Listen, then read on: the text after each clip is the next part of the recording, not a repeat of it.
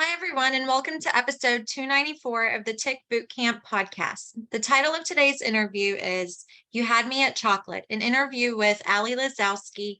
My name is Nicoletta Forbes. And I'm Richard Johannesson. We have the pleasure of speaking with Ali Lazowski, CEO and founder of Bare Life.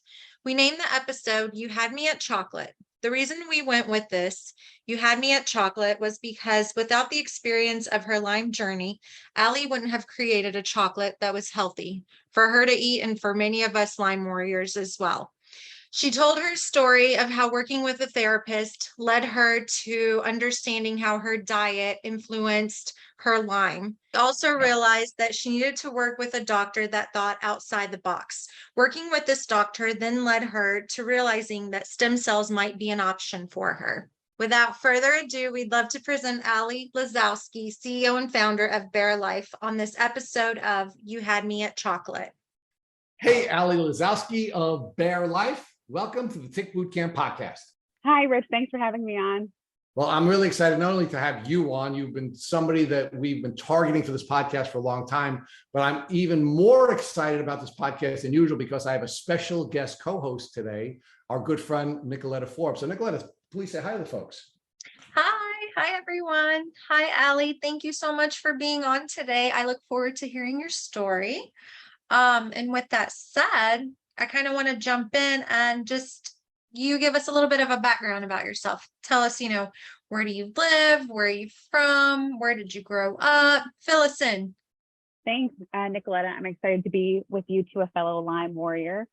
Okay, you may have to repeat that question. I grew up in West Hartford, Connecticut, and I went to school in Maryland, and I mostly lived in New England for my whole life. And then took a bit of a gap year in between high school and college, and amazingly got to study in Italy cooking and in China as well for 6 months, studying the language there. So love traveling, but mostly grew up in New England.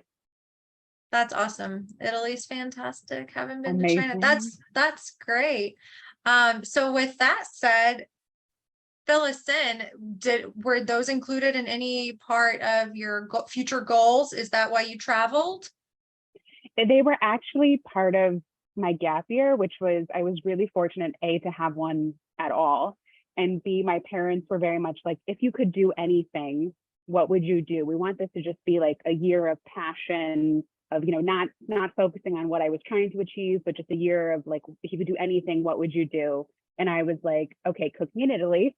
I would be cooking with food in Italy, and I would just be, I love learning, so I would just be like learning languages in China, because I also love a good challenge, and Chinese is quite the challenging language. So that's awesome. That's fantastic. So what other achievements did you have, or did you want to pursue? Sorry, you were saying that that was your gap year. What were you wanting to do afterwards? So I was very much focused on like the traditional, middle school, high school, college, that path, graduate school, maybe afterwards. I went to Johns Hopkins University, and I'm very type A, which you probably got from the first part about spending my time studying in China.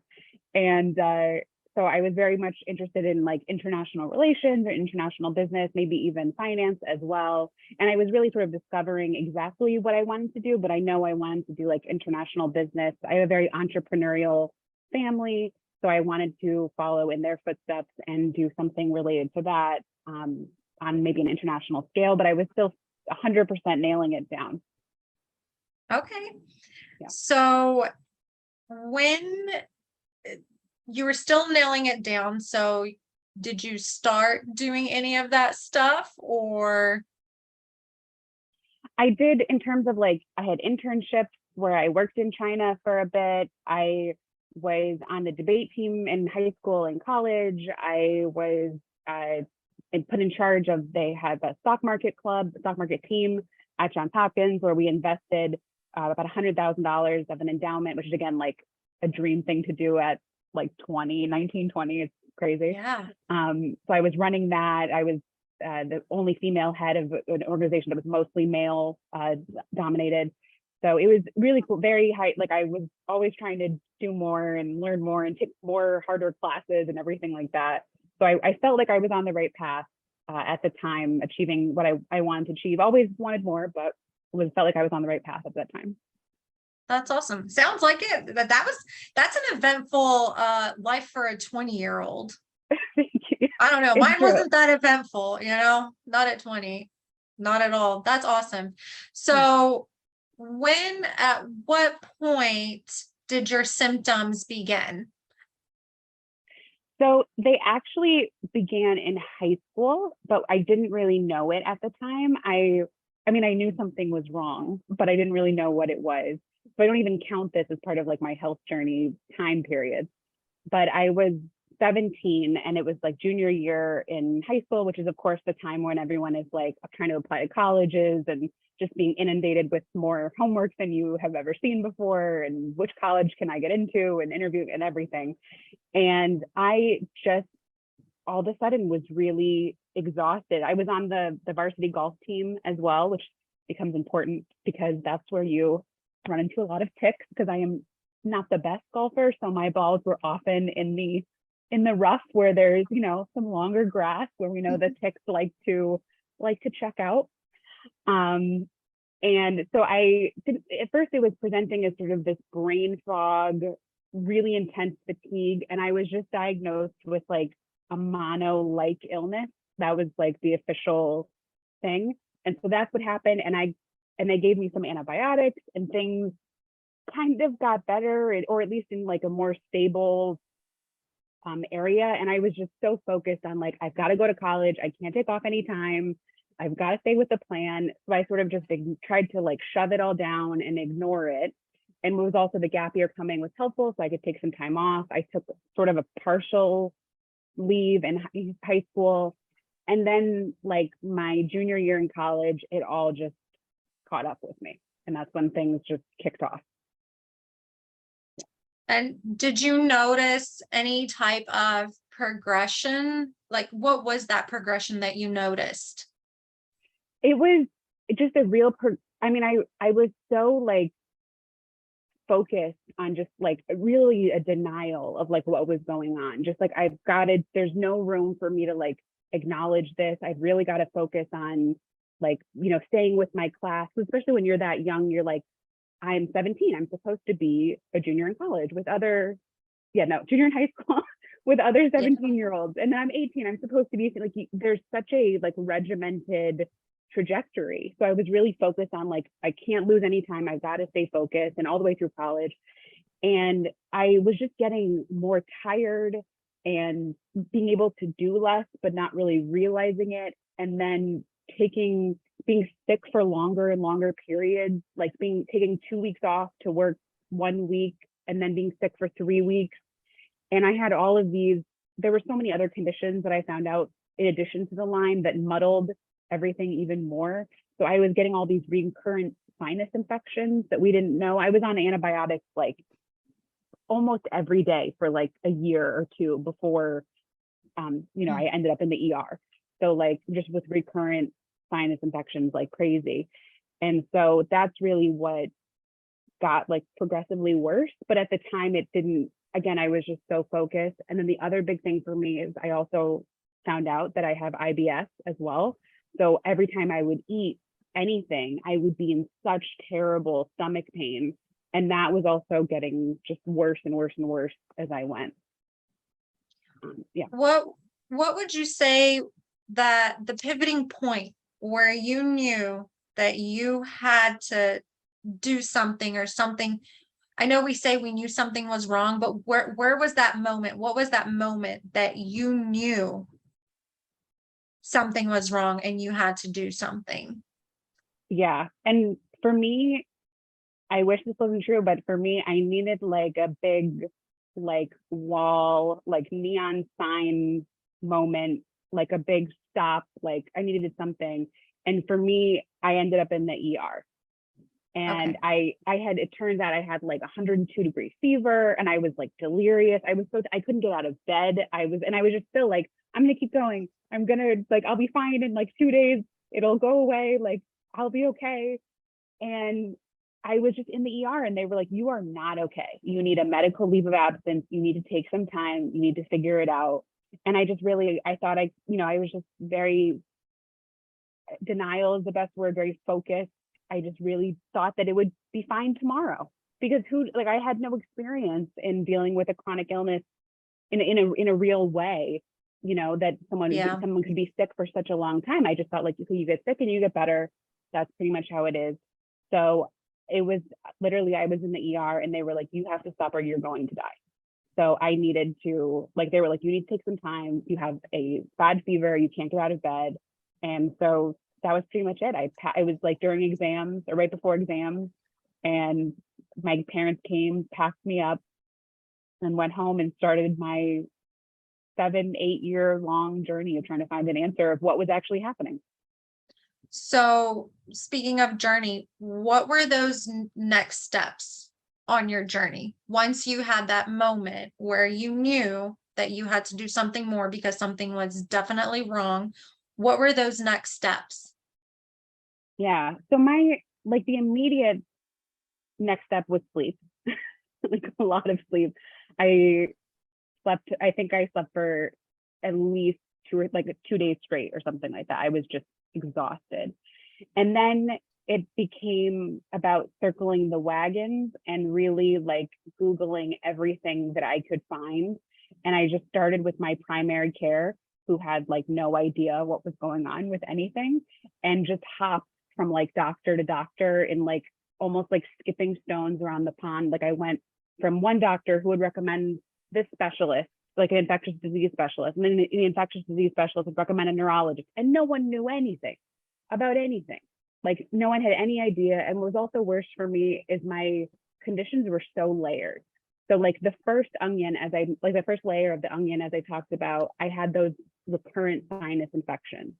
I was getting them every month. I was on antibiotics all the time, which I actually think maybe suppressed some of the Lyme disease symptoms as well. I know that now maybe, but anyways, sorry, spoiler alert about the Lyme disease. So then I found out that not only was I having recurrent sinus infections, I had the smallest sinuses that the ENT that I had seen in one of my specialty hopping visits had ever seen. So they were so small that I would get an infection and it would just stay there and it wouldn't leave my sinuses.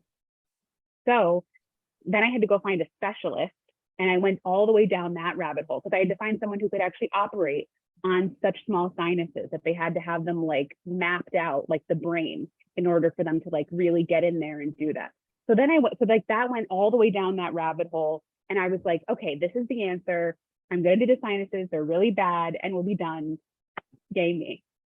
Of course, that didn't happen. That was just that would be too easy, right? That would be way too easy. That would be so much fun. So I checked that off. And then again, specialty hopping, I'm still not feeling well. I'm tired. Some of the joint aches are coming in now at this point, because when they did the sinus infections, the surgery, I was stopping taking the antibiotics.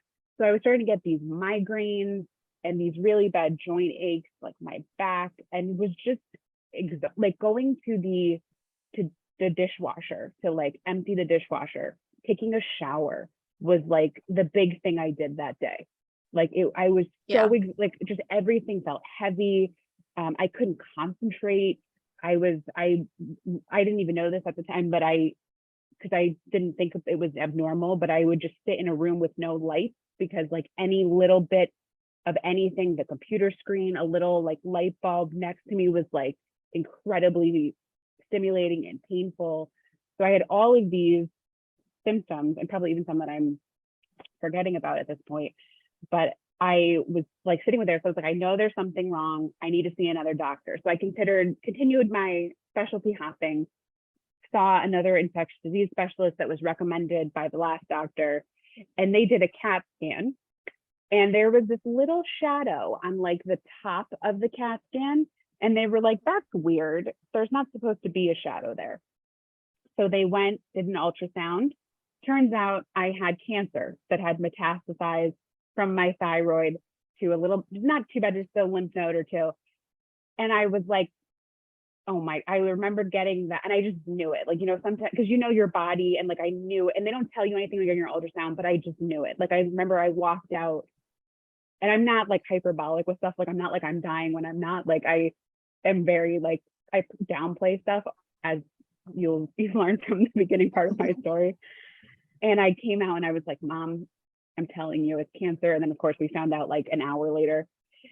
And so we did everything. I got biopsied, I had surgery, I had treatment, I got my whole thyroid removed.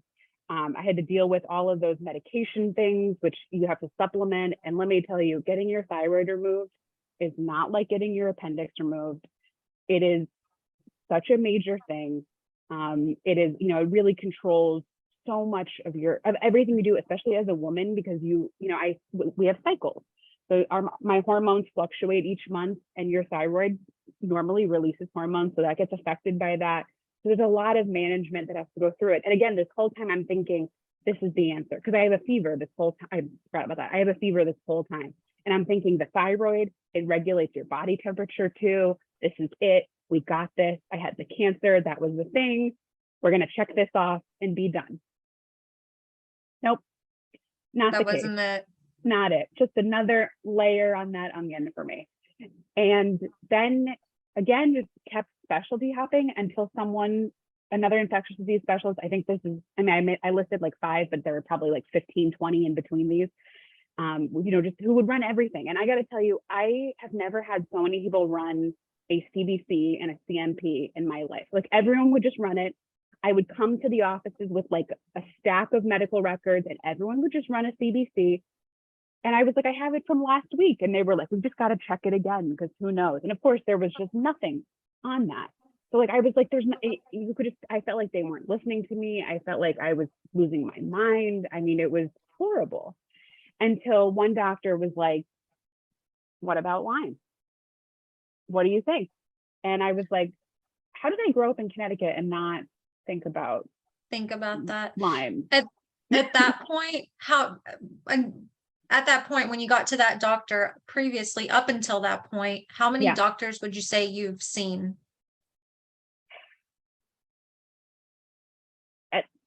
At least like 15, maybe 20 doctors, because I feel like there were at least another like 10, 15 after the diagnosis trying to get treatment.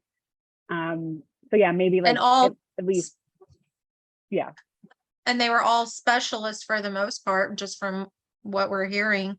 Yeah, I mean, you name it, I think I've seen the specialist: hematologist, neurologist, infectious disease. I mean, I saw an osteopath, like bones, like any specialty you could probably think of. I've done it. I had a whole PET scan just to like see if there was anything. I mean, I'm so fortunate that, I was able to see so many doctors and be able to get, even seen, because often it can take months and everything. I moved to New York so I could get faster medical care, but it was everything that you could imagine, and no one had any idea. I mean, we found, of course, the cancer and the sinuses, which is good, but right. yeah. So you're enriched. You know what? I'm gonna stop talking so much, and I'm gonna let you talk, because this part is very important. I'll let you have the important part, okay? I appreciate being given an opportunity to start to learn from Ali myself. So Ali, let's talk about first how you were finally diagnosed with Lyme disease. You said that there was a doctor who said, "Hey, we should take a look at Lyme." Did you take a look at Lyme, and how did you look at it if you did? So the first thing that he said was we should just do the CDC, Lyme panel at Quest, and I was like, sure, sounds good to me. I mean, I didn't know anything at that time, and got it, and it was negative. And he said, "Oh, so you don't have Lyme, so we're good." But at that point, I was like, Lyme, this is interesting. And I went down this whole, I mean, Rich, you were talking before we were on about all the books that you bought to learn about. I was the same way. I downloaded everything I could find. I had people in my family and friends who had known people who'd gotten Lyme, so they sent me books. I was Googling everything, trying to find it. And I was like, this sounds like there's some there.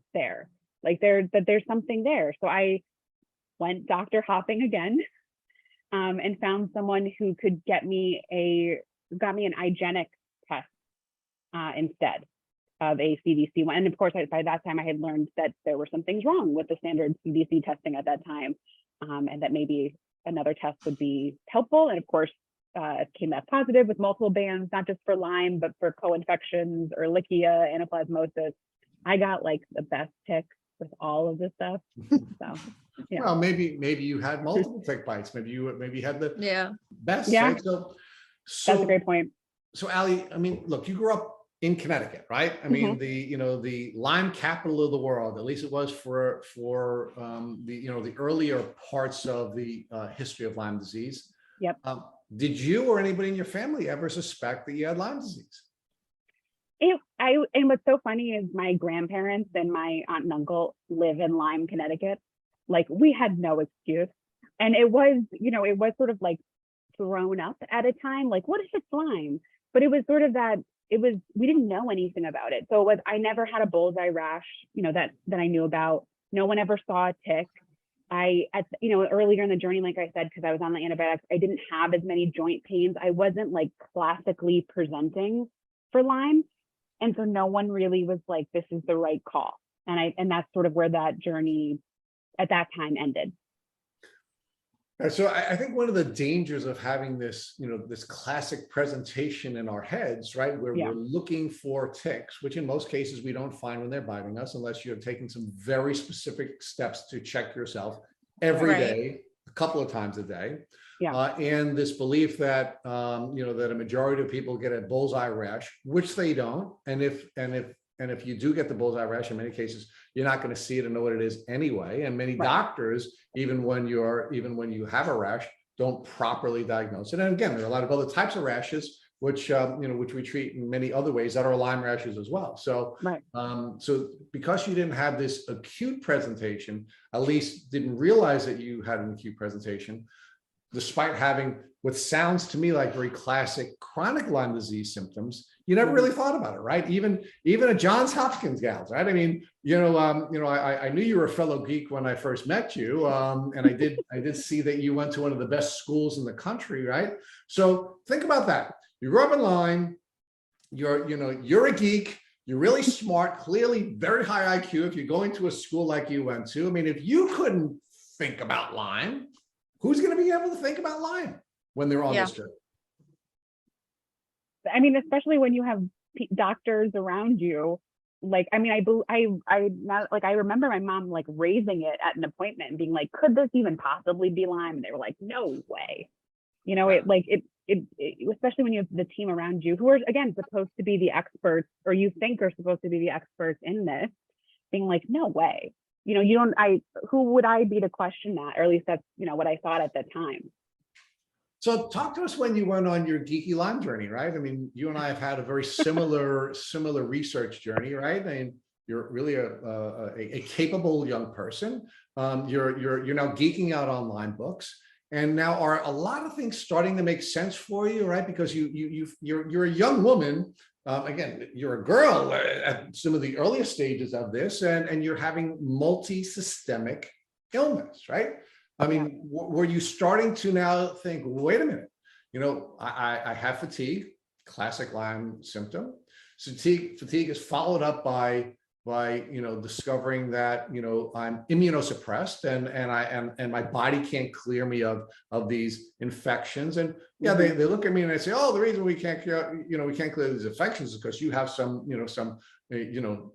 abnormality, when in fact that's not true, right? I mean, that's not what was causing it, right? And then they find that you're dealing with cancer, which of course is another consequence of being immunosuppressed, right? So we're starting to see, what should be a young, healthy person having multi-systemic challenges, right? Did anybody ever think, wait a minute, actually, let me ask you the question that I was first asking you. Did you start to think, wait a minute, now that I'm learning that Lyme disease is immunosuppressive, it is a multi-systemic disease. I've had multi-systemic symptoms. Did it start to make sense to you? It definitely did from the research. And I started really thinking, like, what if there's something connected to all of this?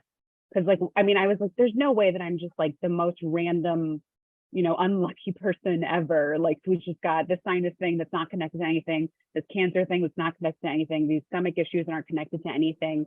Like it doesn't make any sense. I'm a whole person. And no one was really looking at it that way, especially because I did go to so many specialists who were so specialized in their very, narrow field, that no one was really looking at like that whole picture that Lyme, was starting to make sense.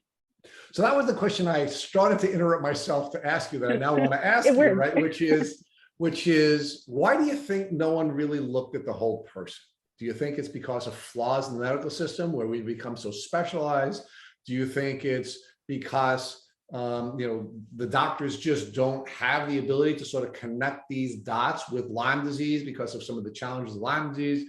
You think it's because, you're a young, healthy, privileged white woman who isn't given the kind of, attention that she should be getting in, in a male-dominated medical profession? What do you think? Can I check? What is a D? All of the above? All the above.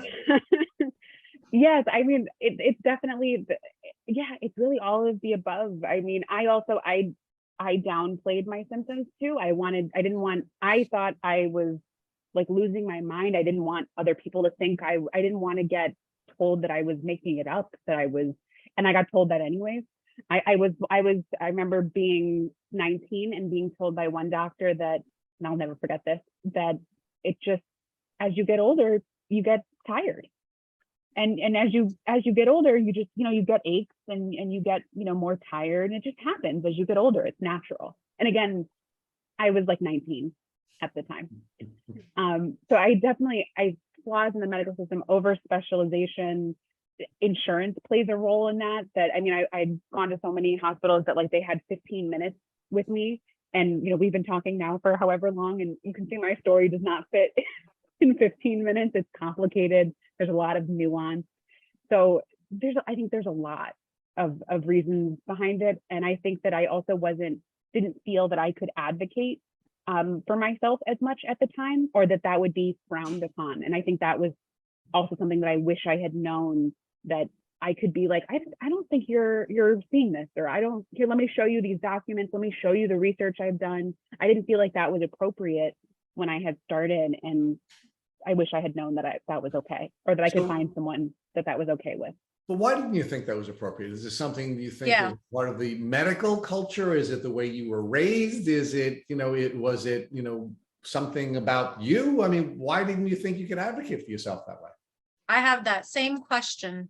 Rich just asked it, because when we were going through it, I was kind of psycho about advocating, to the point that doctors would get upset with me.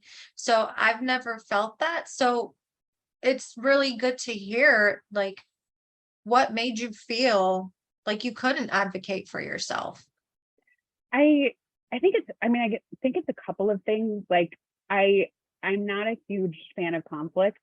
So like I didn't want them to think I was psycho and start yelling at them. And also I was really tired.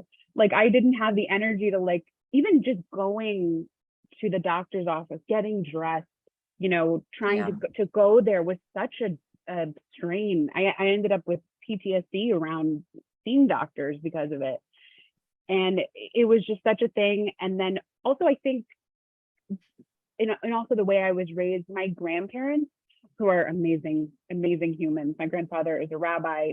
The amount of charity that he has in his soul is incredible. They're very close with their doctors. They would come to, like, Friday night Shabbat dinner and stuff like that. And they were very friendly. And they looked at them like gods, essentially. Like, you do everything the doctor would say. The doctor would say, put your left foot in front of your right foot. And they'd be like, no problem, when you're walking, something like that. So I think that might have been internalized a little bit, that like these people must know everything, which is so weird, because you question everything. I mean, it's okay to question your teachers. It's okay to question your attorney. My mom's an attorney. She always was like, please question me on stuff. So, but for some reason, the doctors just felt like not the space where I could question or bring up stuff. So it was in large part, at least this piece of the challenge, you think cultural, right? It's I listened to a podcast recently where the guest was an Indian American, and he said when his parents immigrated to the U.S., they said you are a doctor, a lawyer, or a loser, right? And he had to go to law school and was not happy in that environment, right? So in Right. some cultures, especially folks who are trying to move into the middle class or maintain a middle class life, they see medical school, legal education, or losership, right? So, I mean, do you think that's part of what was happening because of the place that your family was in culturally? I do. I also think, that I own some of it, that it was a little bit of imposter syndrome. Like, who am I to think that I know anything about anything? Like I still grapple with that, I was really young too. I mean, these people were so much older than me. I thought they had more experience. Really just not feeling confident in where I was and I had felt like I had failed, really. I had felt like was supposed to go to college and I was supposed to finish this and be on this path, and I couldn't. And I felt like, who was I to come in and be like, no, I think you're wrong about this. So there was a lot. Let's talk about another part of the culture. This may be more the American culture rather than the Jewish culture, and that is, what about the suck it up culture, right? I mean, there is this sort of element, especially with the way I think some dads parent their daughters. I have 4 daughters, so one of the things you don't want to have is raise these whiny little girls. But at the same time, if you're a little too aggressive and you're trying to encourage them to suck everything up, that starts to put them in a position where they're not, if you're parenting that way, you're putting your children in a position where they're not in touch with their bodies, they're not in touch with their signals, they don't feel empowered. And rather than having little whiny girls, you have people who are now not confident in advocating for themselves. So talk about whether or not that was also a part of your experience. Yeah, I definitely feel that was a part of my experience. I mean, I think I don't even know how much of it was conscious or just like internalized, how much of it was said, or I just like felt it from people. But definitely the suck it up culture is a real thing, how much pain can you tolerate, all of that stuff. And I sucked it up so much, I ended up in the ER. Like I could not, like I was sucking up cancer. Like I didn't even know it was so bad. So like it's dangerous. Like I really wish that I don't believe in regrets, in that like I knew this, what I knew at the time, and I was young, and that's okay. But I wish, if I could wish anything, it would be that I knew that it's okay to be like, this is a problem and that's okay. So let's now talk about medical gaslighting. You shared with Nicoletta that you were suffering from PTSD as a result of the way you were treated by the medical system. So talk about how you were gaslit by doctors and medical professionals, and how that ultimately put you into this loop where you couldn't get out of fight or flight. Yeah, I would. And I'm very sensitive to like, I read people, and I've learned this about me, like I will absorb sort of the energy that they're putting out there. So I would go into like a doctor's office and I could feel that they had like 15 minutes with me. So I felt, and again, like because of the system, the insurance, however they did it. So I would internalize that and think, okay, they've got 15 minutes. I've got to make my case. And again, a debater as well. So I'm like, I've got to get my material set. I've got to get my facts straight. I've got to present this really quickly. I've got to get all my organization. I've got to get all these tabs highlighted. So I'd come and I'd present it, and they would read some of it. Sometimes they would read none of it. Sometimes they would read a page of it. Sometimes they wouldn't even listen to me. And they would just run usually the same test that the last 5 doctors had ran or something like that. And I would just be crushed. But then I would think, okay, maybe if I could just do something better next time, like maybe if I could highlight more of the studies that I'm bringing, or maybe if I could like organize them in alphabetical order, or maybe if I could like, not bring my emotions into it more, I could just present the symptoms in more of a logical way, they would listen to me more, and I would get, more feedback and more progress.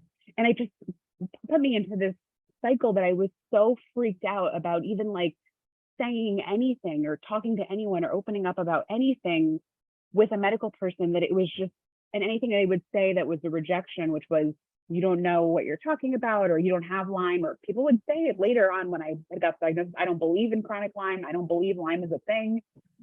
It would just cut me, and I would just try to like wall it off. But it just triggered that condition. And just, yeah, thinking about it, I'm like, oh, yeah. So I'm sorry to bring you back there, but this is really it's important stuff that folks in the community have to think about and try to overcome. So let's talk about the imposter syndrome, right? I mean, yeah, we've already talked about you going to one of the top colleges in the world, and you're not getting into that college unless you're really smart. And you didn't find that you were really smart the day you went to college, right? You've known that you're always smart. Talk to us about the imposter syndrome and how somebody with your capacity would believe that they were an imposter. I mean, I think it comes from two ways. I think, like I said, I felt like I failed. I felt like my goal and my mission was to be on that trajectory that, like, you know, good middle school, do well in high school, you know, go to a good high school, do well in that high school.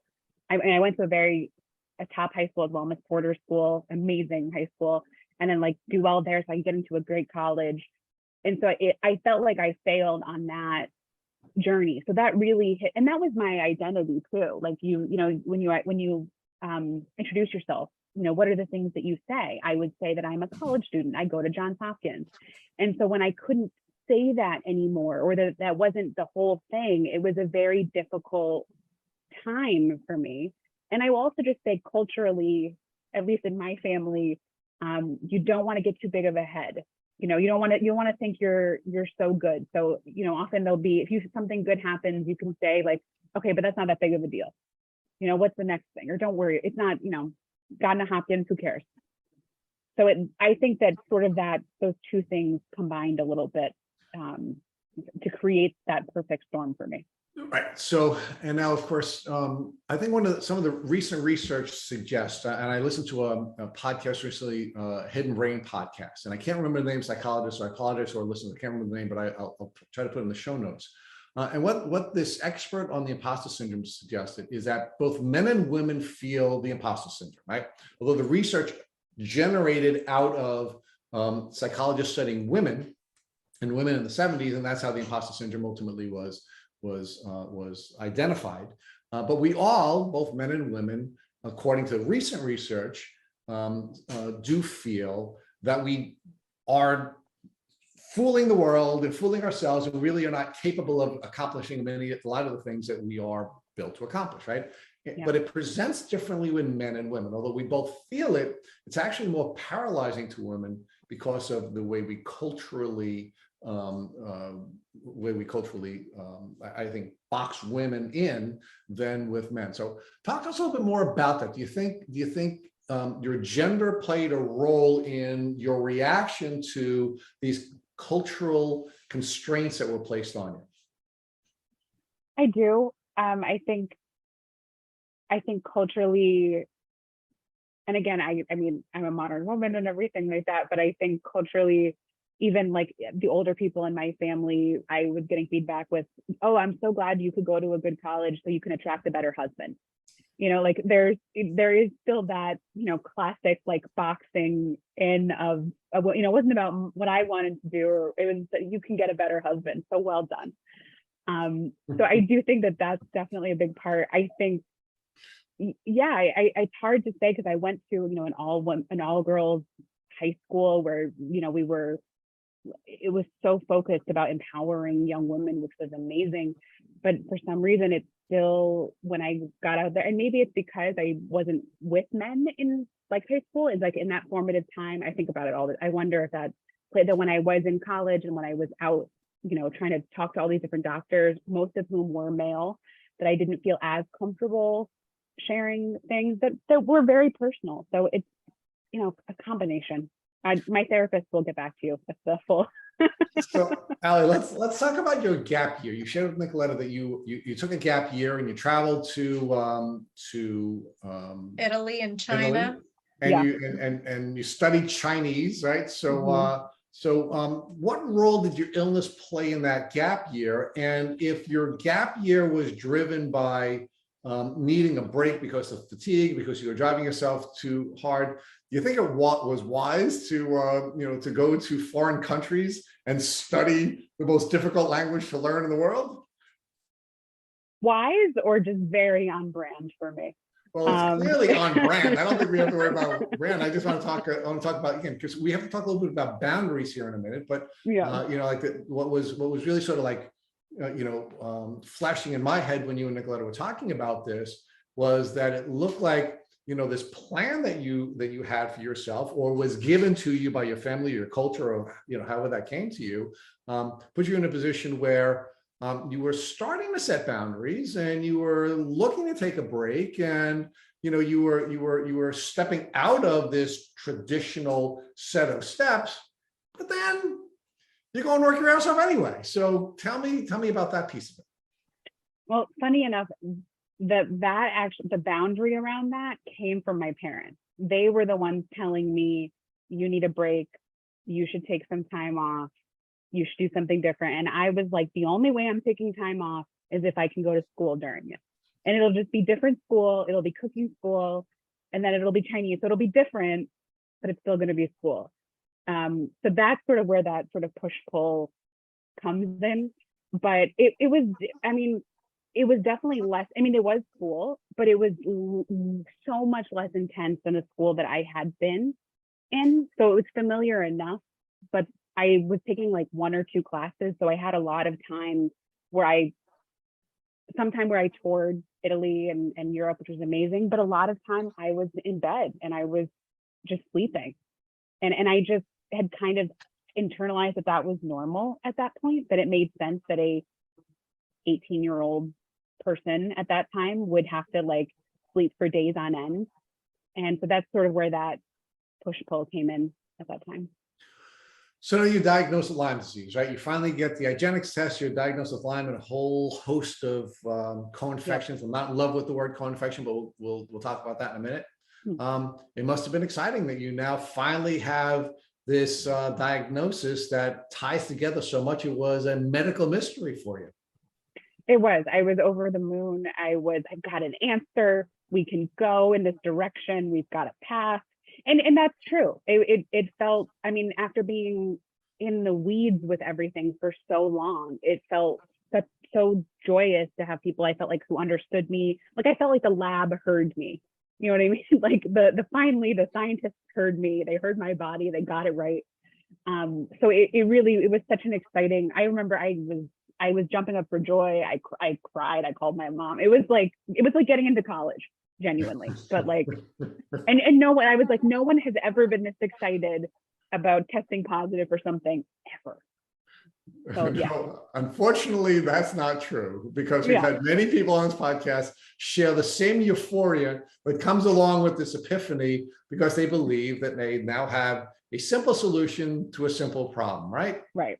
So how'd that work out? Well. Not so simple, turns out. Yeah. Still, I still stand by that it was helpful, and that it was joyous, and that I had that direction to go in, because we were going in like every direction before then. But it was, like I said, I saw like 20 doctors beforehand and saw another like 10, 15 afterwards. We tried everything, all different, antibiotics, IVs, intramuscular, stem cell, you name it, we did it. Well, let's build that out, Ali. So you have your diagnosis, you're really excited. And I agree, there is something really exciting about having a scope, a capacity to scope your problem. So that's wonderful.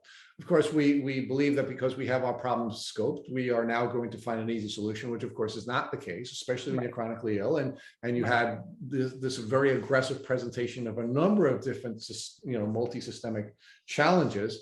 So what's the first doctor you went to see? I went to see, and this is also what shifted, is that up to this point, I would say most of the doctors were covered under insurance, with maybe like the exception of 1 or 2. And then we stepped sort of off this cliff into like the ILAD world and all the other worlds who mostly didn't take insurance. So it quickly became a very different education. And I think the first one I saw was in New York. and he had this whole antibiotic protocol that you started with oral, and then you quickly built up, and you ended up with a oh gosh, I'm forgetting the word, a PICC line, where you would get the antibiotics like through an IV essentially, which scared me like so much. I was terrified of having like the PICC line put in. But that was like his whole plan. And what antibiotics, Ali, before you move on, with this first doctor, what were the antibiotics that you had taken orally, and what antibiotics did you take intravenously? So we definitely started with doxycycline. We did minocycline. We did rifampin at the time. I feel like there were a couple others that I'm forgetting, but he had like this whole this complex cocktail of where you were taking them at like different times of the day, and we're sort of pulsing them, like taking different doses at different times of the day. And did you feel that you benefited at all from having this cocktail of antibiotics over that window of time? No. I kind of think at that point it was a little bit late for the, I mean, it's hard. I like to think that like each, like I was saying, I was sort of jumping between doctors. I like to think that each treatment, each thing led me to something else. So it helps me in that way. Check something off the list, but I think really, that didn't. Yes, it is. So the question is, why do you think it didn't help you? Yes, it helped you because it was a step in your journey, and your journey is your journey, and you have to go on the journey, right? So I don't mean to say that anything's a waste of time, but the question really is, are you getting improvement from it, and why do you think you're not getting improvement from it? Do you believe you didn't get improvement from it because you didn't have a stage where you were prehabilitating and you were getting your body to take these antibiotics? Were they given to you too aggressively, so there was too much die-off, and as a result you were herxing and your body couldn't manage? I mean, what was going on there? And tell me why you think it didn't work. I mean, that's all the above. Like, I think I was definitely given very aggressively. I had such a bad herx. My mom said we had gone through cancer, surgery, everything at this point. She said that was the most scared she had ever been. That I like couldn't talk, that I was like dying. And it was, I mean, I thought I was fine. I was so freaking out of it at the time. But she said I was like couldn't speak from how bad the herx was. So I think it was way too aggressive. I think it was also a bit late that by that time my Lyme had become very entrenched in my body. At least that was one of the theories that I was told at the time. But I really think it was very aggressive. I think that was probably the worst offender of the whole thing, and that my body just couldn't handle it. I had been through a lot at that point, and I needed a more gentle touch to sort of nudge me in the right direction, because it didn't affect the fevers that I was having. And again, at this point, so this is probably 6-7 years in, and I have had a fever every day at this point, every day, all day. It didn't affect my energy. So it really didn't help those core things that I was looking for. Now, when you went to work with this first doctor, this doctor suggested you needed to make any other changes other than taking antibiotics. So you weren't given sort of the prehabilitation steps that we would expect or hope that a doctor would give you. But the doctor talked to you about your diet, about movement. Did the doctor talk to you about any of these other types of things? Talk to you about your emotions and social issues? So actually, movement and social stuff was never brought up, but the doctor before, who had given me the IGenic test, had suggested that I change my diet radically, that I cut out gluten and refined sugar and yeast and soy and corn and dairy. I think that's pretty much the list. So a lot of things. And I was also very overweight at the time. It turns out it's from my thyroid as well. So I had started losing weight after that, the cancer diagnosis and surgery as well. So that really, what I was eating was a huge part of, and also, like I said, I had IBS as well. So what I was eating was a huge part of what was going on for me as well. All right. So you had a passion for food, right? I mean, you had an aptitude. Now you go to a foreign country and you're studying dietary science and you're learning all about food and diet. I mean, what were your instincts telling you? I mean, was your gut telling you that you should be using food as an element of your rehabilitation at that time, or was that something that came later?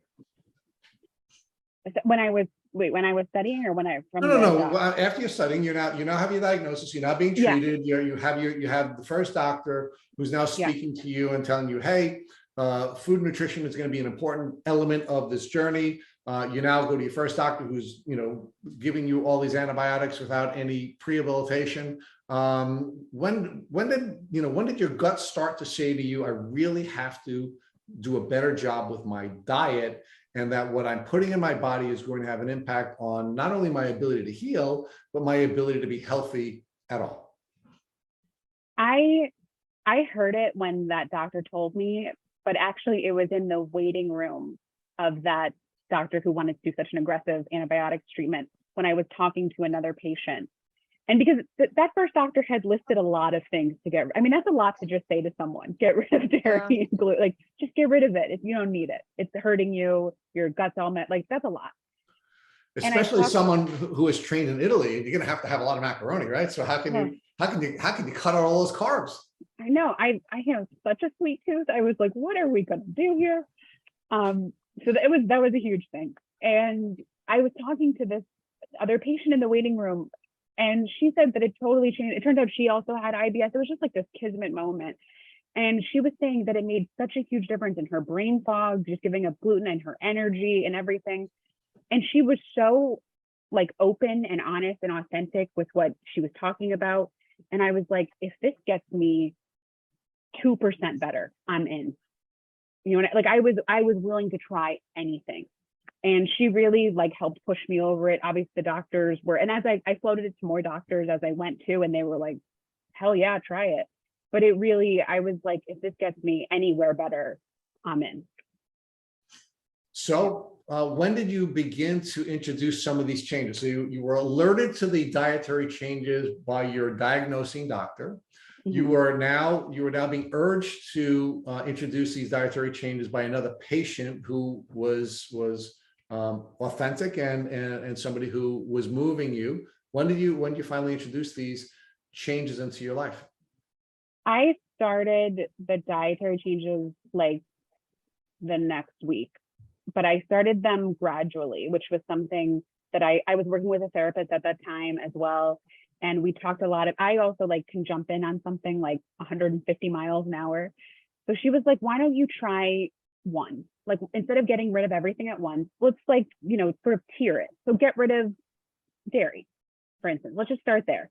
See if there are alternatives, see what you can do. So I got rid of that. And then I think I was like dairy free for maybe a month. We added in the gluten. Then we tried that for another month, got rid of soy. We sort of like tiered it gradually. As soon as it got easy, sort of got rid of another thing. And it actually became kind of fun for me because like I love a challenge and I loved cooking. So it became this extra challenge. I was like, anyone can make a cake with like eggs and butter and wheat and everything, but it's really hard to make a cake without all those things. So it became a source of joy and fun and creativity for me to come up with recipes, because I was often too tired to even make them. But just to write recipes and to come up with foods that I could eat that had to fit into all of those new requirements was really great. So I jumped on that pretty quickly. So as you started to introduce these changes into your diet, what impact was that having on you physically, and what impact was that having on you emotionally? That was the biggest impact of anything that I had done up to that point, bar none. It changed the brain fog that it changed, the migraines that I was having, these literal like debilitating, hunched over in a corner, stomach pain that I was having when I was eating. I mean, after I was eating, well, sometimes while I was eating, after I was eating, I lost about 100 pounds. I mean, it was the most, which affected energy, that was the number one biggest impact by far. And I'm grateful that I jumped on it every day. Now, did you develop these changes in your diet yourself with the support of the therapist that you're working with, who was asking you or recommending that you introduce these these changes in slowly because it would be healthier for you emotionally to do that? Or did you begin to work with some nutritionists or dietitians or other professionals in that arena? I actually did it sort of solo, I mean, with a therapist, but I jumped in on the research again, started reading up about, what you needed in a healthy diet, how many carbs you needed, protein, how many fats, what type of fats. I started really leaning into that. And I had always loved that, from when I was younger anyway. So it was really interesting for me. I did see like one nutritionist one time, but by that time I was so just going into a doctor's office, like it was so stressful for me. I wasn't going to be able to open up about something. And it's so personal. Like food in general is so personal. It's social. It's very emotional. So it felt like almost working with a therapist was the right way for me to do that at that time too. So of course, we're all bio individuals. We all have to find what works for us. How did you determine, after you were doing your research, what would work for you and what wouldn't work for you? I mean, what was your trial and error approach to building out the nutrition plan that would work for you and became the game changer in your journey? So definitely learning, again, working with therapists, learning to listen to my body, but I had a really handy sensor, which was, did this physically hurt me? So I would be able to eat something and find out like 20 minutes later if I was doubling over in pain. So it became a pretty quick feedback loop once I started listening to that. I mean, really, like my body was screaming at me the whole time and I wasn't listening. So that was very helpful. I did also have a blood test done for like different sensitivities, and I worked on some of those, but it was really just trial and error, like cutting out something for 2 weeks, seeing if it made a big difference, especially once I got down to like the finer things. Like I know that I can't eat apples, and that wasn't something that like gave me pain right away, but it was something that I found after like cutting them out for 2 weeks and then giving it a shot again. So it was really just a lot of trial and error. So Ali, one of the things that I was a little concerned about as you were sharing with us the earlier parts of your journey is that because you are from a culture and a family that worships doctors, so you put them up on this pedestal, I was getting anxious about whether or not you were going to pivot from doctor to doctor quickly enough, right? Because one of the things we've learned on this podcast is it's never one bacteria, it's never just Lyme, and you never get better working with one doctor. Right? You have to be able to pivot, and you have to allow that doctor to give you whatever frameworks that you're working with to maximize the value of that relationship. And then you have to be able to pivot over. So I was anxious, and I am anxious to hear this part of your story about how you finally pivoted from doctor one, who overwhelmed you with antibiotics that your body couldn't handle, to get to doctor two. So that was also just having a really good support system around me. I was so freaked out. Like I had said, I was so scared of getting a PICC line. Like I literally went in and he gave me all these antibiotics to jump on. Then I'm getting like the surgery for a PICC line. And I'm like, and I said, I'd like to go from 0 to 150, but that was like 0 to 10,000. It was frightening. And I also, again, working with a great therapist, she was like, maybe you don't have to do it. Maybe there's another option out there. And what was the harm in looking for another doctor? Now that you've got this answer, you've got a direction at least, what's the harm in getting a second opinion, a third opinion, a fourth opinion? And that just felt so right, like in my soul. It was like, oh, maybe I don't have to push through this scary, horrible sounding thing. Maybe I could just pivot. And that felt so right. And that's how I moved on to doctor 3 through 10, I think. And I ended up with a great Lyme doctor in Connecticut, in Orange, Connecticut.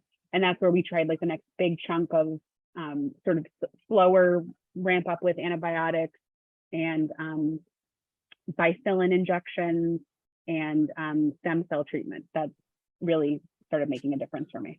Okay, so before we get into the rest of the doctors, and I do want to go through each doctor and what you did with each doctor, I want to debate with you a minute about what the game changer was for you, right? Okay. You argued the game changer for you was food and nutrition, right? And I'd like to debate that with you because I really think the game changer was finding a good therapist that put you in a position where you were empowered to feel what you felt and to listen to your body. And I just wonder whether or not you would have been able to even get to the nutritional elements of your healing journey if you didn't have that powerful person who brought you through this journey emotionally and gave you permission to be in touch with yourself, even though culturally you were never given that permission. That's a great point. I guess I think of it sometimes like more binary. Like I'm like, what actually like specific thing that I did triggered the benefit, like in a really like finite level. And when I think of it that way, it was the eating. But if you look at it more of like a macro level, you're right, it was the therapist. It was being open to pivoting with doctors, being open to changing my entire life really around my food, the way I was thinking about food, what I was eating. So yeah, in that sense, it really was finding a wonderful therapist who helped me look at things very differently. So yeah, sorry, it wasn't too much of a debate, but yeah. So in the end, Ali, and I always appreciate thoughtful people agreeing with me, but so but I really think that the truth is it's never one doctor, it's never one therapeutic intervention, it's never one. Bacteria or virus or protozoa. It's never one, right? But the truth is, the only way that we get better is if we are our own coaches, we are our own doctors, and we are in touch with our signals that our body is going to give to us, right? Because the only way we can really get to a plan that is specific to us, right? Because every one of us is bio-individual. Every one of us has a different set of microbes spit into us. Every one of us comes from a very different background with a very different set of experiences that are going to either help us or hinder us. So the only way that we're going to get there is if we ourselves get ourselves there. And the only way we're going to get ourselves there is we become our own coach and we learn how to listen to our body. And it sounds to me like the way that happened for you was with the therapist, which begs the question, do you think that anyone should go on the Lyme disease journey without having a therapist on their team? Never. And I don't think, not to like broaden, I know that we're talking Lyme, but I don't think you should go on any chronic, long illness related journey without a therapist. Support is the number one thing that you need because this is rough. There are ups and downs, there are disappointments, there are highs, there are lows. Yeah, I agree, 100%. The therapist is the best tool that you can, or someone like that for you if it's not like a formal therapist. Yeah. But not only to help you through the rough times, but to put you in a position where you can now listen to yourself. Yeah. And to really understand everything. Yeah. All right. So we leave doctor number, and I guess it's doctor number one diagnoses you, sends you to doctor number two. Doctor number two gives you this flood of antibiotics. You get sicker. You now go to doctor number three. So where is it? You said doctor three was in Connecticut. What did doctor three give to you, and how is doctor three different than doctor two? So it wasn't as straight of a line. He was like Dr. 10. So there was like this clinic in New York that said that they specialized in like neurological Lyme that I forget the exact name of, but they had me do like days of like IQ tests and cognitive tests in the hopes that they said that, or their theory was that like everyone who had Lyme presented with a certain type of like neurological deficit. That was their thought. And that if I did those cognitive testing, they could get me with the right doctor who would then give me the right set of antibiotics. But I had to go through all of this like very intense IQ testing, which was very traumatic for me. And did nothing. It turns out that's not, at least my experience didn't turn out to be a thing. So I went from them to like a couple other doctors. Before you go to the next one, let's say with the doctors who were giving you the IQ test. So what was traumatic about the IQ testing? You have a very high IQ. Why was the IQ testing traumatic? Because it wasn't, well, A, it didn't really feel like my choice. It felt like I had to jump through this hoop in order to get access to care that I needed. And B, it wasn't educational. Like, it wasn't like I'm learning my IQ to see like how cool I am or something like that. Like that would have been fun for me. Like, or I'm just curious about what my IQ is. They want to find out what's wrong with me. and they want to do this test to see like that to prove that I'm broken or something, that there's something wrong with me that they need to fix. So it just felt really negative, like that they wanted to test me so that I could fail, essentially, because then I could prove that I had Lyme because I had failed in this certain way. So it just felt incredibly true. And then I was in like a room alone, and I was thinking, all the time, again, the imposter syndrome coming up, thinking they were going to think I was, something horribly wrong with me, that I was, making this whole thing up or something, with just playing with me that whole time. So it was not a great experience. Okay. So you're intuitively feeling this is a bad place for me. I have to get out of here. You now go to the next doctor. And by the way, did the IQ testing doctors, did you ever get to any of the doctors after the IQ testing, or did you leave before you got to those doctors? No, I stuck it out, semi-regrettably. So I did get to the other doctors, and they recommended that I go on and I didn't present in the test, that I had, I guess this is like so weird to say, but I had a higher cognitive ability than they were expecting with the deficit, which I felt like, well, you didn't know the baseline, so it was hard for you to see the difference. Right. But so it wasn't, so they were like, we'll give you a little bit of doxycycline to try. So I went there and I tried just like a little bit to see if it helped. And then we went through a couple of doctors in their practice. They kept bouncing me around there until I finally, so that's how we got up to like number 10. They really jumped that number up for me. And that's how we got to the doctor in Orange, Connecticut.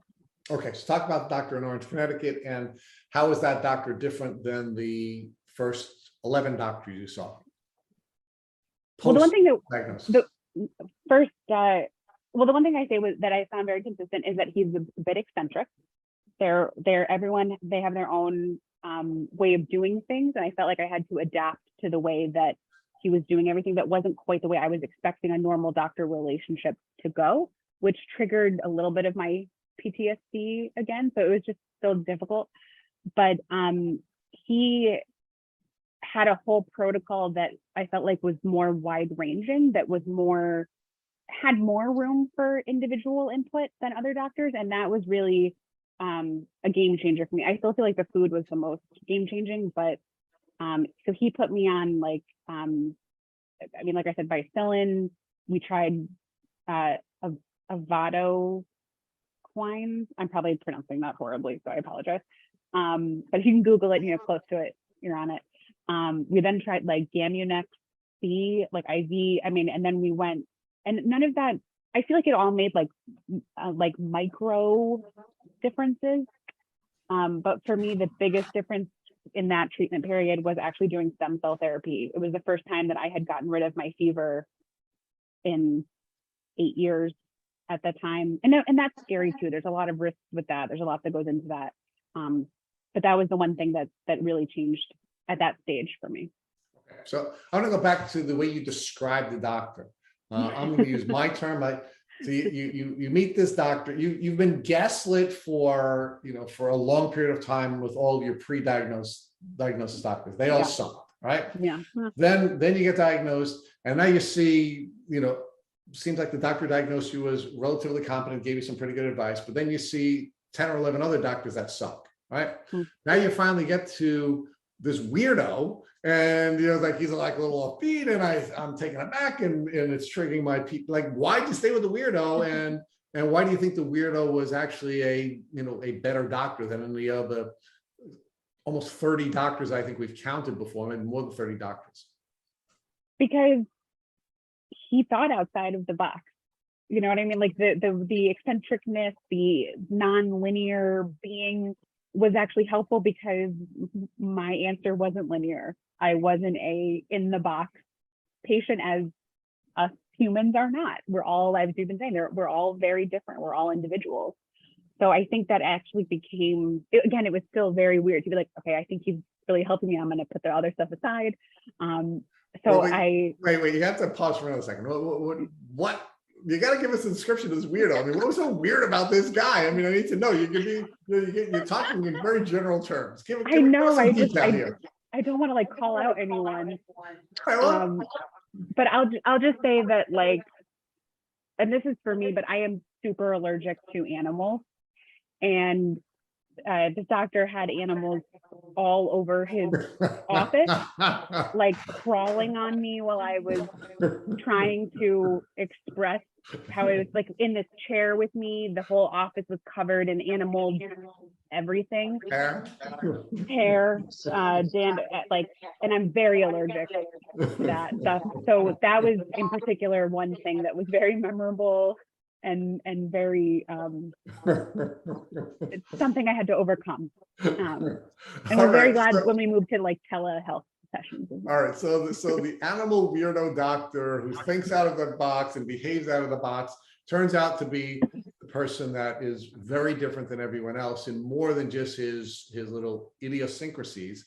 He's also willing to think outside of the traditional medical model, and he's going to work with you. So you have this therapist who's encouraging you to listen to your body. You have somebody who's now willing to do things that are a little bit different and allow you to give him input about whether it's working or not. And it takes you down this journey where you're trying a number of different things and you finally get to stem cells. Exactly. So talk to us about how the stem cell therapy was discussed between you and Dr. Cat Hair, and how that ultimately became something you decided you were going to move forward with. It was, I mean, it was good in that sense that we had gone through everything else, like pretty much everything else that definitely everything else he could think of. It felt like everything else that everyone, I mean, not everything else, but a lot of the things that I was hearing online and from other people and in my research. So we had tried a lot of those things and they hadn't quite worked. And he was saying that stem cells are incredibly risky. They're very unknown. There's some dangers that are involved in it. There's a lot of risk. You know, it has to sort of be more of a last resort option, at least the way things are right now. And I was like, I think we're kind of there. I've been bedridden at this point for 8 years. I've had a fever for that whole time. I think we're pretty much there. Like, I'm willing to try anything to get this wrapped up. I just, you know, let's do the research on it. Let's make sure we find a reputable bank, you know, one that's responsible and does testing and all that stuff, but let's, you know, give it a shot. And he actually was able to do that and do some research on, I think we got our bank out of like Utah or something, and using like cord cells, because there's different types of stem cells that I learned, like, you know, from adipose, like from fat tissue, there's all these different types. But we found that like cord cells were the best option, at least for me. And that's what we did. So I'm a little anxious about this part of your story, because we've interviewed folks in the past who have had some challenges with stem cells, especially people who had allergies and had challenges with histamines.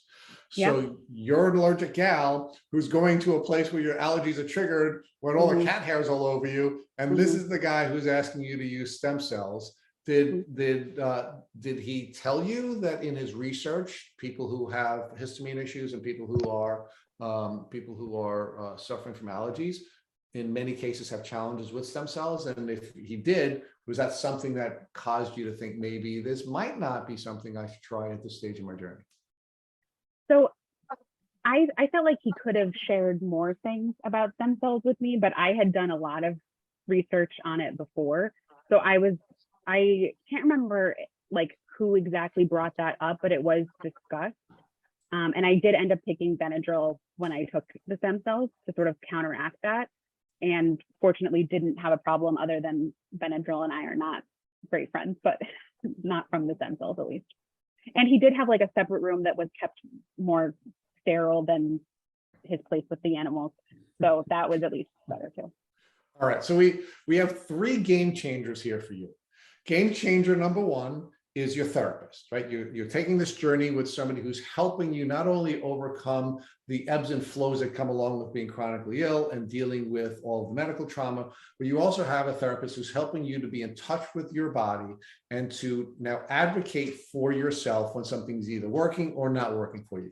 Game changer number 2, you are now very much enmeshed in the process of learning about nutrition and trying different nutrition and dietary protocols that allows you to feel better. Game changer number 3, now we have stem cells, right? And the stem cells are now really making a difference on this gal who's really been through this terrible 8-year journey. How did stem cells change you, change your health? And when did it start? Give us the progression. I think we did. So the one thing that I learned too is that, so technically there's like a therapeutic, again, it's all very like new and cutting edge. So, but he felt like there was a therapeutic stem cell level. And I was like, give me a tenth of that and let's give it a shot. So we started, and he listened to me, which was also amazing. And so we started at a very, very, very, very low dose. Like he was like, this isn't going to make any difference. And I think we did like that first small dose in like December of,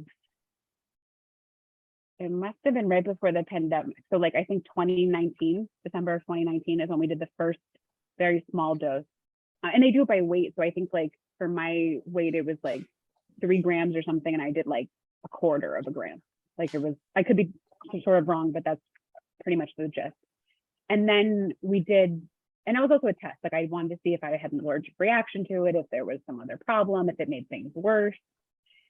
And so then I did like another dose that was like double the size. So like it was like a quarter or half in December. I did like, half or a whole gram in like January to see. And we just started doing it very small doses pretty frequently, or not frequently, but like every 3 months, and sort of built up until I had gotten actually like 1 full dose, which apparently technically you were, according to again his protocol, you were supposed to do that full dose more frequently, but just everything that I had learned, I'd become so sensitive that I needed a really small dose. And it actually started helping after like the second small dose in that January. Okay, so now when you say started, what happened? I mean, how did you start to feel differently after that second small dose? The biggest difference was that I started, like, it was almost like I had like a fever light switch on for like 8 years. Like this, it was just in the up fever position. And then it started like going off occasionally. Like I would have an hour without a fever. I would have a day without a fever. I would have 2 days without a fever. And then with that, the migraines, which were much better, started becoming less. I started getting more energy. I could work more consistently, maybe work, 1 day of work with 2 days of resting, and work being like out and about, not in bed essentially. And then it became, after another dose, I could have 2 days of working and 1 day in bed, something. It really built up very gradually. There were longer and longer periods without the fevers. The other symptoms became less because of that, less joint aches, less pain, again, less fatigue overall. So it became very gradual the more we did it. So Natalie, I'm now sensing a change in the gal who started this journey, right? You were somebody who was like, give me as much as you can. I want to do it as aggressively as possible. Yeah. I'm from the suck it. I'm through this suck it up culture. And now we have a very different alley, right? You're at a stage where you're like, give me a tenth of what the dose is supposed to be, right? Which is quite frankly, again, another one of the lessons we've learned in this podcast. It really is slow and steady. If you're too aggressive, in many cases, you get sicker. And we've had folks, Nick Terensky comes to mind, but I think Lauren Ornell as well from, she's actually living, I think in Germany, but she's from France, who's also written a brilliant book. There are 2 people that said that they really aggressively pushed their doctors to treating them aggressively, and they both crashed. And Nick just recently posted on social media, he's had a setback, but he went from being sick to being bedbound and seizures. And, so how did you go from being I want as much as possible, I want to get this over as quickly as possible, to now being a much more cautious patient? It's so interesting, like going through this whole thing with you and looking at it like this. I think, it was probably talking with my therapist and looking at what was happening, because I was having those setbacks. I was having those crashes. Every time I pushed for faster treatment, for more, like, let's try more treatments at once. And then I had some pretty aggressive doctors to begin with. I would have a setback. I would, instead of like being able to have 1 good day a month, I would have no good days in 2. Like it really, you could tell the crash, the amount of focus I could have in terms of reading, in terms of watching TV, talking to people, really diminished significantly. So the fever went up. Like it was really heavy crashes, and it became a realization that took a while. There were a lot of those, crashes before I figured it out, that it was like, okay, maybe if we try this really pulled back, like a tenth of what you're saying to me, maybe that'll be enough. And I think there was a lot of reasons why I became so sensitive, the cancer being part of it and everything, and the Lyme disease especially. But I think that became a really big key, that I just needed like a small bit to sort of realign things. So, Ali, another one of the takeaways that I'm blessed to learn from you is that when you're learning to read your body signals, it's not just to make sure that you're able to interact with your doctors so you can give the doctors feedback about whether or not what you're doing is working, or whether or not you should be working with that doctor anymore. But part of that feedback loop is also putting some blinders on yourself and making sure that you are being gentle with you and you are not pushing yourself too hard when you're going on this journey. And that was another really important part of your healing journey. It is, and I'd say that that's definitely the part that I'm still working on today. It's not pushing myself too hard, about being okay with taking, even though I'm doing wildly better. I'm like 75% of the way there, which is amazing for me.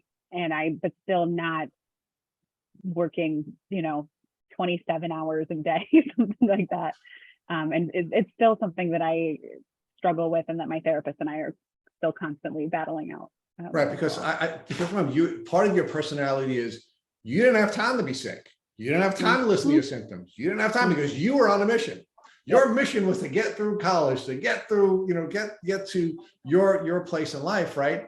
And because of that, because we don't have time to be sick, we don't see that Lyme disease is something that has to be managed slow and steady, right? Yeah. If it's too aggressive, it's not going to work. But for gals like you who don't have time to be sick, you don't have time to heal, you just got to jump in and you got to do it as quickly as possible, because that's what your personality is. Well, and like, it's not fun. I will just full on say that. Seeing, leaning into it and seeing all these doctors and trying to find, it's not fun.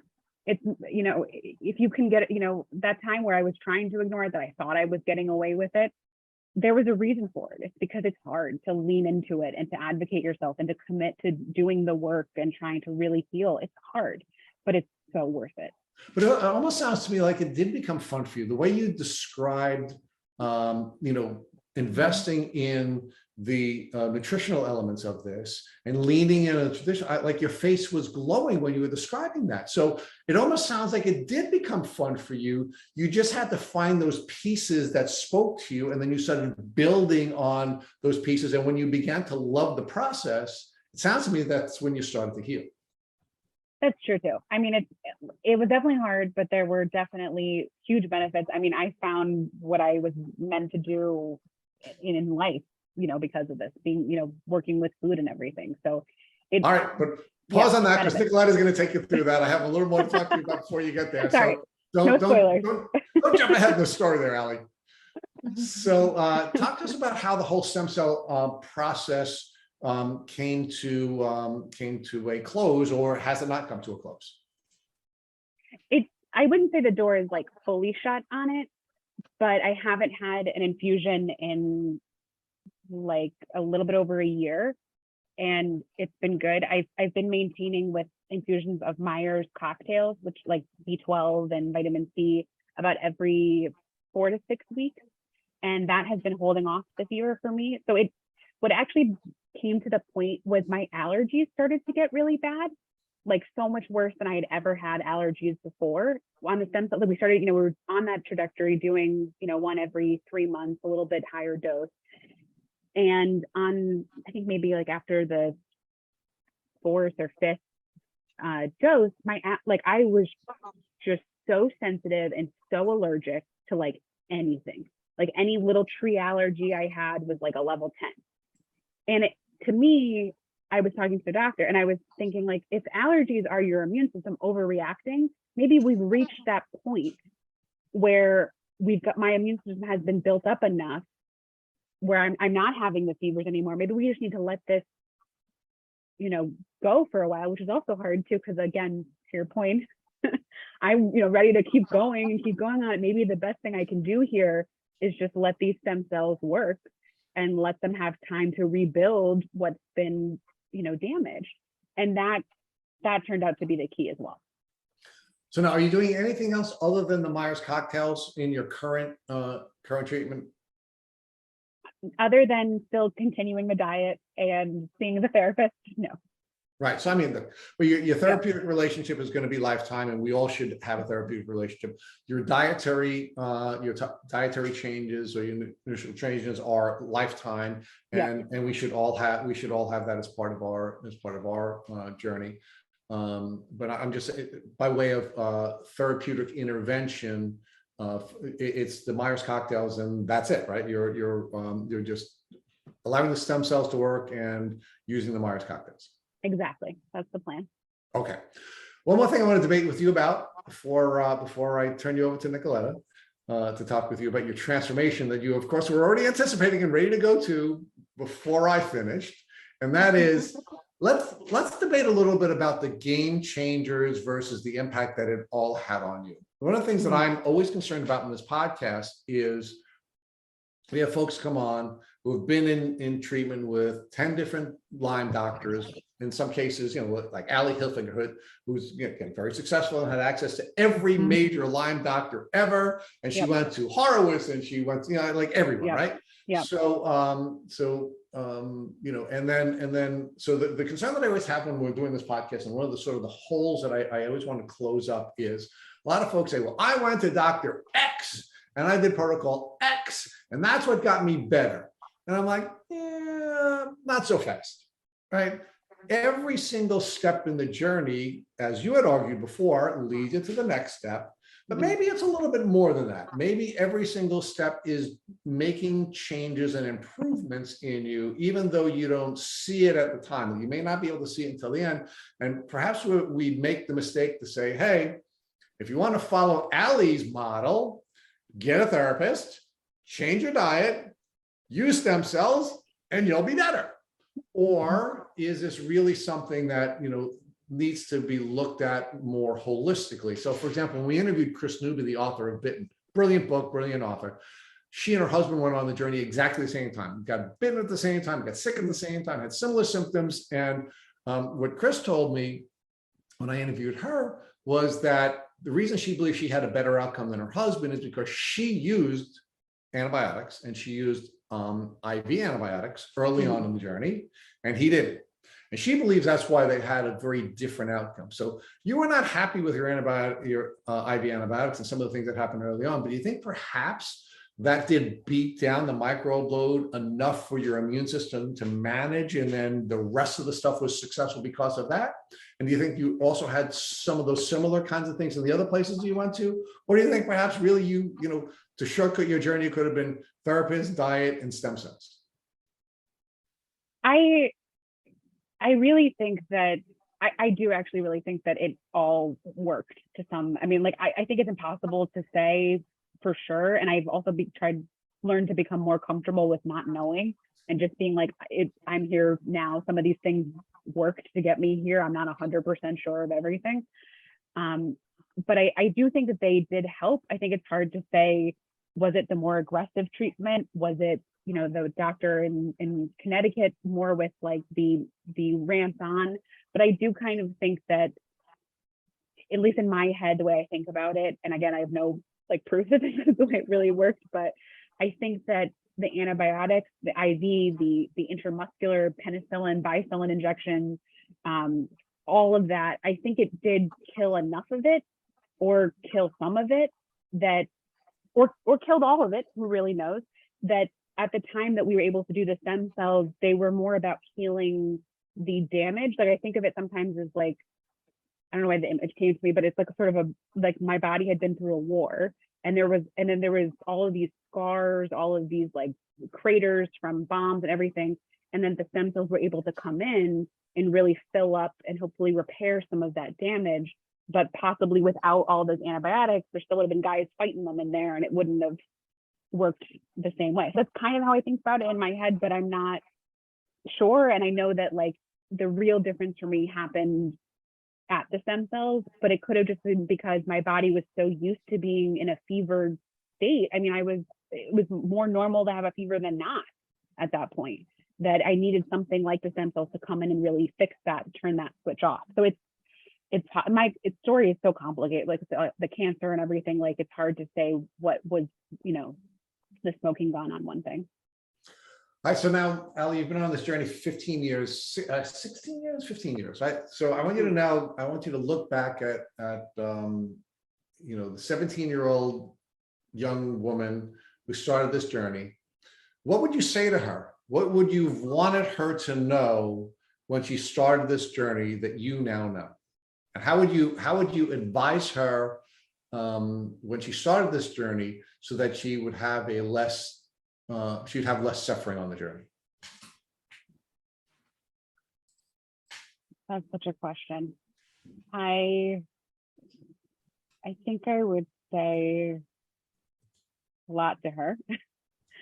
But I think that, like, the short thing would be kind of that it's all going to be okay, that it's okay to listen to what you're thinking, what you're saying, what that voice inside you is saying, and not necessarily what other people are telling you or saying, or, you have a good feeling, a good gut sense of what is right and what you can do. And it's okay to try things and fail at them and try something else.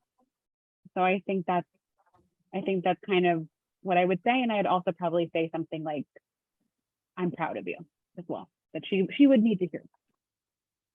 That's awesome. So with all of that said, right, you've had a lot of like lows on your journey, but you've still stayed positive. So I think it's appropriate to ask this: what part of the Lyme journey has been beautiful and taught you about yourself in the world that only going through a suffering like Lyme can teach?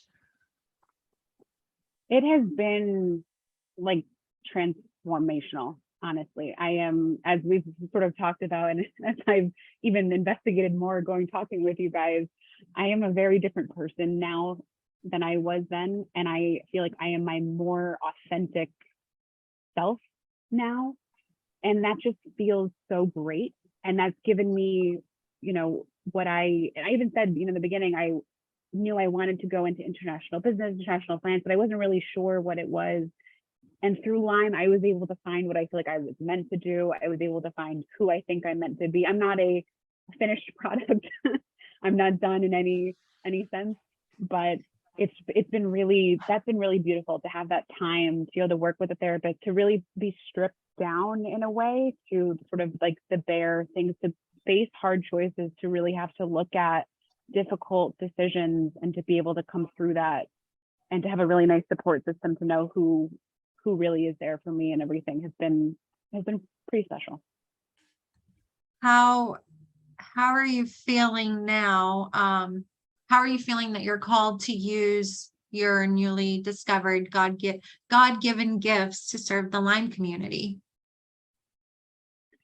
I hope that I can. I hope that my story, that what I've gone through, can help someone. Like I said, I was helped in that waiting room by that patient who told me that her diet changes had really helped her. I mean, I have been helped so much along this way, by small gestures, by big gestures, by people giving me Dr. Horowitz's book, by people being just so generous with their time and their knowledge.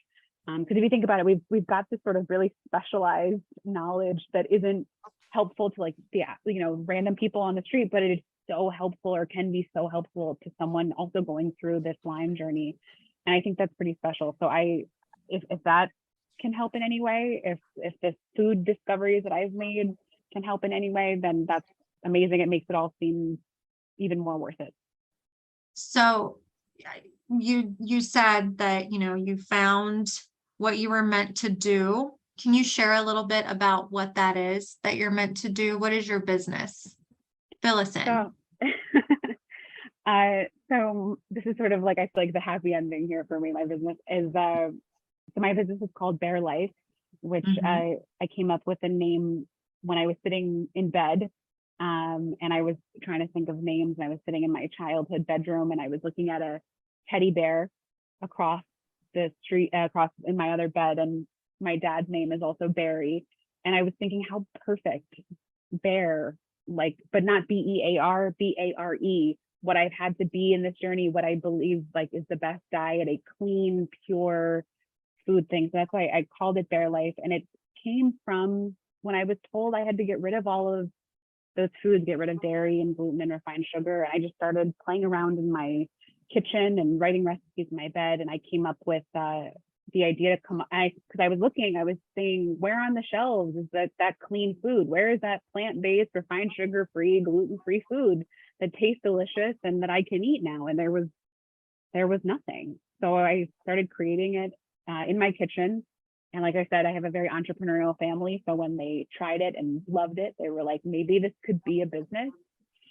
And it just became such a great thing, starting with our first product, which is a plant-based hot chocolate without any refined sugar. It's organic, just 5 ingredients. And it's been so fun to go on that journey to really, as I've healed, the business has grown, which has been amazing. So it's been able to grow with me, which was also something I was concerned about. How am I going to work with being so ill? And that's just been such a beautiful thing to be able to meet people who have Lyme disease, who have dietary restrictions for other reasons, to be able to see the joy that hot chocolate brings to people. I mean, that's like, who doesn't love? Oh, I was going to say, you had me at chocolate, I mean, hot, cold, whatever. Chocolate. Exactly. Yeah. Yeah. Oh, exactly. That's my weakness. Yeah. I mean, I'm totally biased, but it's great. That's awesome. That's great. So, is it online? Like, if anyone's interested in Bear Life, would they go online? Do you have a website? Tell us a little bit about that. We have a website called eatbearlife.com. We're also on Amazon. We're also in all of the Whole Foods in New England. You can also find us on QVC as well. Like I said, as I've gotten better, the business has grown. So if you go on our website, you can see all the locations there. And we have a bunch of recipes as well, because, not just stopping with the hot chocolate. I want to make more foods and more products, but we've also got like pancakes you can make with the hot chocolate, muffins, smoothies, brownies, again, all dairy free, all gluten free, all things that I can eat, very clean, but still like taste like the food that I was used to, like still taste like the hot chocolate that I knew and loved, still taste like brownies that I knew and loved, but are just without all of the unnecessary ingredients now. Oh, I love it. Oh. Thank you. So I do have a final question. Can I ask the final question? Okay, I haven't asked Rich if I can ask this question. He doesn't know what I'm going to ask, but hearing you talk, I heard PTSD a lot. I heard therapy a lot. Mental health is something we don't really talk about. Mm-hmm. So my question to you is, what are 2 pieces of advice that you would give someone that is struggling with hanging on? Like, what would you give them to tell them? Like, what advice would you give them to tell them to not give up? Oh, I went in so many directions, but that's such a powerful question. I would say 2 things that I think I really held on to, and hopefully they can be helpful to someone else. Is one that I kept thinking of is that there was always another day, that even if today sucked, and even if I cheated on my diet and ate a donut when I was supposed to be getting rid of gluten, that there was another sunrise, that there was another day where I could wipe the slate clean and give it another shot. And that was really helpful for me.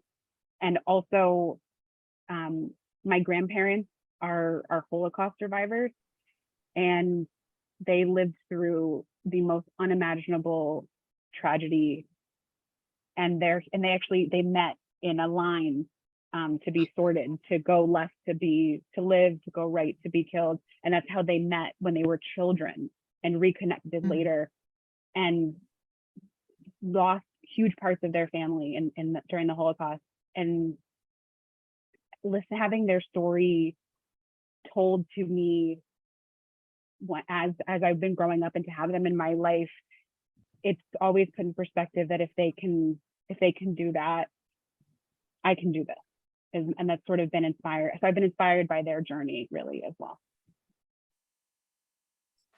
I can't thank you, Ali and Nicoletta, enough for, building out this beautiful podcast together. I love the two of you. It was really a great episode, and I think our community is really going to be blessed. So thank you both for taking the time out of your busy schedules and your lives to share your journeys with the Tick Bootcamp podcast. Yeah, thank you for having me. Thank you for listening to our Tick Bootcamp interview with our guest, Ali Lazowski. To our listeners, we have a call to action. First, if you'd like to learn more about Ali, please visit her Instagram at Eat Bear Life or Ali Lazowski. Second, if you've enjoyed this episode of the Tick Bootcamp podcast, please share it with your friends on social media. Third, Tick Bootcamp has created a Tick Bite blueprint that has been inspired by the information that has been shared with us by podcast guests. We urge you to visit our website at tickbootcamp.com/bite to view the blueprint. Fourth, don't forget to subscribe to this podcast on Apple Podcasts, Google Podcasts, or Spotify to get your automatic episode updates of our Tick Bootcamp podcast. Please take a minute to leave us an honest review on your podcast platform of choice. And finally, if you'd like to search our podcast library of over 250 episodes, subscribe to our email list, or share feedback, please visit our website at tickbootcamp.com. Thank you, as always, for listening.